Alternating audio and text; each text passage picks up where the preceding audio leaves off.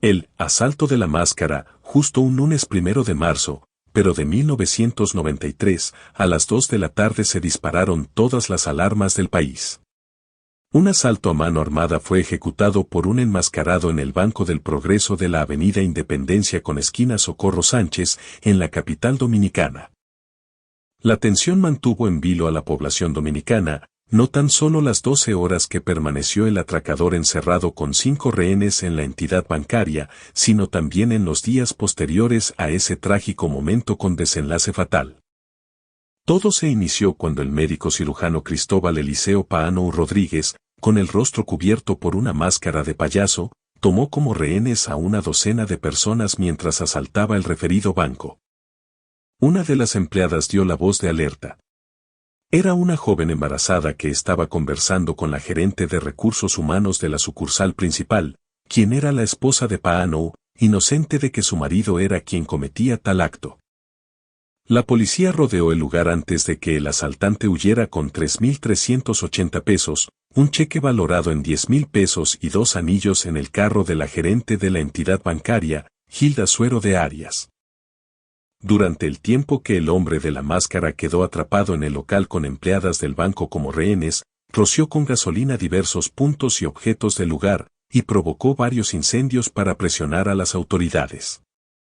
Desde fuera, los agentes policiales trataban de negociar con el atracador su entrega, pero la confianza en el coronel Mario Peguero Hermida, encargado del Departamento de Homicidios de la Policía Nacional, PN, y principal autoridad en el hecho, se desmoronó tras rescatar a una rehén que Paano había permitido salir para buscar la llave del carro de la gerente, como había acordado con el oficial. A medida que pasaban las horas, la tensión aumentaba entre los espectadores, especialmente cuando no se pudo observar más, ya que el enmascarado había ordenado que cerraran las cortinas y apagaran las luces. Entre periodistas, militares y mirones, se encontraba Ramón Carmona, un corresponsal dominicano para el canal Eco de la cadena mexicana Televisa, quien acababa de llegar agotado al país tras cubrir la crisis provocada en Haití para ese entonces por un gobierno de facto presidido por militares. Su experiencia en situaciones parecidas le pronosticaba el desenlace fatal. Mi experiencia en golpes de Estado y guerras me decían que esto iba a terminar muy mal porque no había un mando, demasiada gente mandaba, expresó al rememorar lo ocurrido ese día.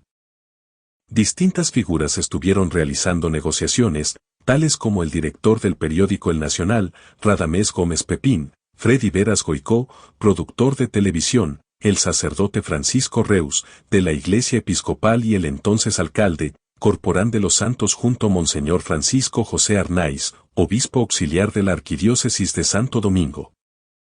Incluso, el mandatario de la época, Joaquín Balaguer, le ofreció un salvoconducto a Paano para irse del país sin ser juzgado.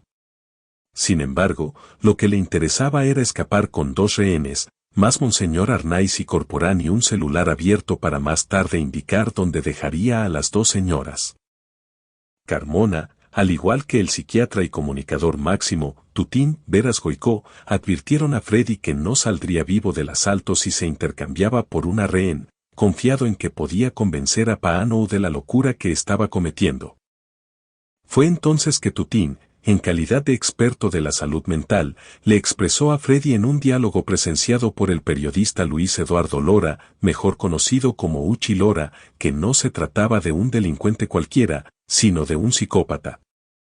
La desesperación del asaltante no era por obtener el dinero para saldar sus deudas, sino la incertidumbre de si lograría escapar sin ser identificado, por eso solo expresaba la consigna, fuga o muerte, título que lleva un libro sobre este caso, escrito por el referido periodista. Pasada las 12 de la madrugada la tortura continuaba, las empapaba con más gasolina mientras en un edificio contiguo las autoridades se reunían para seguir las negociaciones y brindar una solución.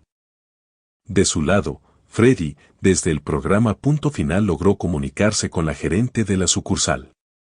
Doña Gilda Suero manifestó en la llamada telefónica la advertencia que puso en suspenso a toda la ciudad, en 5 minutos mataría a una de las rehenes frente al cristal del banco para que todos los espectadores supieran que no está relajando.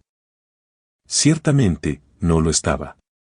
con un cuchillo torturó a doña Gilda, paseando la navaja por su espalda mientras ella imploraba en televisión nacional que no la lastimara.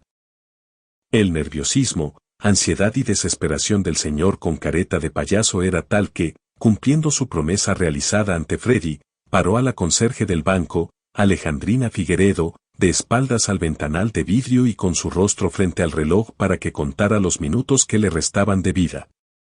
Junto a otros periodistas que cubrían el hecho, se encontraba Uchi, quien al ver cómo el terror y pánico torcían el rostro de Figueredo, se acercó para mediar con el enmascarado, quien le hizo entrar de espaldas al establecimiento. Una rehén lo requisó y posteriormente lo empapó con gasolina. Recuerdo que de vez en cuando le invade al ir a las bombas dispensadoras de combustibles e identificar el olor del líquido. Luego de eso, en conversación con periodistas del Listín Diario, cuenta con desagrado que perdió piel de la espalda tras el contacto con el carburante. Me tocará matarte a ti, le dijo Paano a Uchi, a lo que respondió, te lo van a agradecer, puesto que en su ejercicio periodístico acostumbraba denunciar los crímenes cometidos en la época de Balaguer. Pasaron 12 horas de iniciado el atraco cuando Uchi abrió las puertas del banco. Salió escoltando a Paano. Doña Gilda iba a su derecha, Celeste Paulino era la siguiente, mientras que en el otro extremo estaba María del Carmen Cabral. Uchi iba con las manos sin atar porque era quien conduciría a Paano a su destino, mientras que la gerente y su asistente estaban amarradas al antebrazo del doctor. Fue el coronel Durán quien boicoteó el escape con un disparo fallido que realizó desde un balcón sobre el banco. El brazo de doña Gilda fue el que recibió la primera bala. El dolor era inexistente hasta que Paano se apoyó en él para disparar con una pistola calibre 9 milímetros hacia donde María del Carmen Cabral se había escondido aprovechando el desconcierto causado por el primer tiro. El caos retorna cuando utiliza como escudo a Uchi, amenazándolo con una pistola en la nuca y advirtiéndole que cargaba con un encendedor. Tras escaparse Cabral, el asaltante sacó a Alejandrina Figueredo del banco para que supervisara que el auto estuviera libre de policías. Posteriormente, la dama ocupó el lugar en donde estaba María del Carmen. El tercer disparo fue el detonante que inició la penúltima balacera.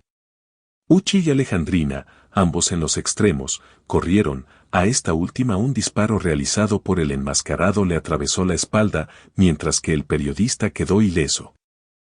A doña Gilda la hirieron con 2 balazos más y se desplomó en el piso con heridas causadas por el asaltante y la policía.